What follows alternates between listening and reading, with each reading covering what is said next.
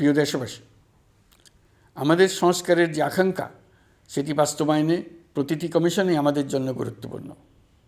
তবে নির্বাচন ব্যবস্থা সংস্কার ও সংবিধান সংস্কার কমিশনের কথা আমি একটু আলাদাভাবে বলতে চাই। কেননা এই দুটি কমিশনের সুপারিশের উপর প্রধানত নির্ভর করছে আমাদের আগামী নির্বাচন প্রস্তুতি ও তারিখ। এই প্রসঙ্গে বড় খবর হলো, প্রধান নির্বাচন কমিশনার সহ নির্বাচন কমিশন গঠন করা হয়ে গেছে। কমিশন দায়িত্ব গ্রহণ করেছে।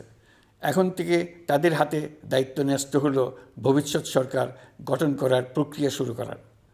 তারা তাদের প্রস্তুতির কাজ শুরু করেছেন। তাদের হাতে অনেক কাজ। প্রথমে সবচেয়ে বড় কাজ ভোটার তালিকা হালনাগাদ করা। এটা এমনিতেই কঠিন কাজ। এখন কাজটা আরও কঠিন হলো এই জন্য যে গত 3টা নির্বাচনে ভোটারদের অংশগ্রহণ করার সুযোগ ছিল না। ভোটার তালিকা যাচাই করার সুযোগ হয়নি কারণ। গত 15 বছরে যারা ভোটার হওয়ার যোগ্য হয়েছে তাদের সবার নাম ভোটার তালিকায় তোলা নিশ্চিত করতে হবে।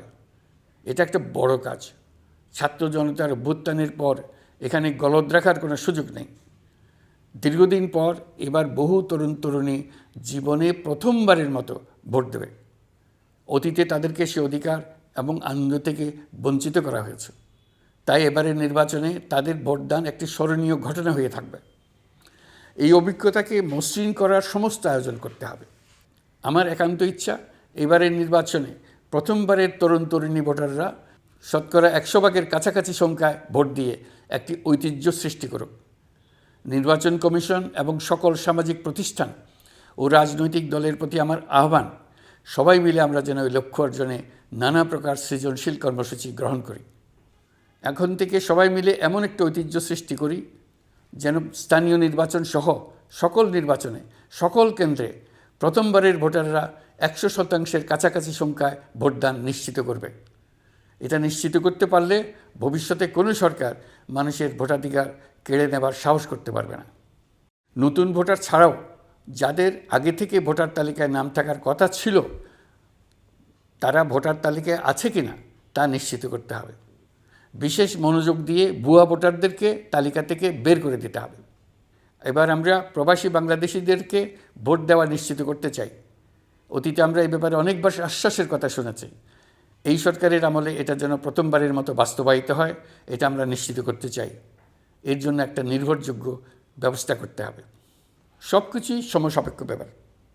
এর সঙ্গে যদি আমরা নির্বাচন প্রক্রিয়া আরও উন্নত করতে চাই, নির্বাচন সংস্কার কমিশনের সুপারিশমালা বাস্তবায়ন করতে চাই, তাহলে প্রয়োজনীয় সংস্কারের বিস্তৃতি ও গভীরতা অনুসারে নির্বাচন কমিশনকে সময় দিতে হবে। আমি সকল প্রধান সংস্কারগুলো সম্পন্ন করে নির্বাচন আয়োজন করার ব্যাপারে বরাবর আপনাদের কাছে আবেদন জানিয়ে এসেছি। তবে রাজনৈতিক ঐকমত্যের কারণে আমাদেরকে যদি অল্প কিছু সংস্কার করে ভোটার তালিকা নির্ভুলভাবে তৈরি করার ভিত্তিতে নির্বাচন সম্পন্ন করতে হয়, তাহলে 2025 সালের শেষের দিকে নির্বাচন অনুষ্ঠান হয়তো সম্ভব হবে। আর যদি এর সঙ্গে নির্বাচন প্রক্রিয়া এবং নির্বাচন সংস্কার কমিশনের সুপারিশের পরিপ্রেক্ষিতে এবং জাতীয় ঐকমত্যের ভিত্তিতে প্রত্যাশিত মাত্রার সংস্কার যোগ করি, তাহলে অন্তত আরও 6 মাস অতিরিক্ত সময় লাগতে পারে। মোটা দাগে বলা যায় 2025 সালের শেষ দিক থেকে 2026 সালের প্রথমার্ধের মধ্যে নির্বাচনের সময় নির্ধারণ করা যায়।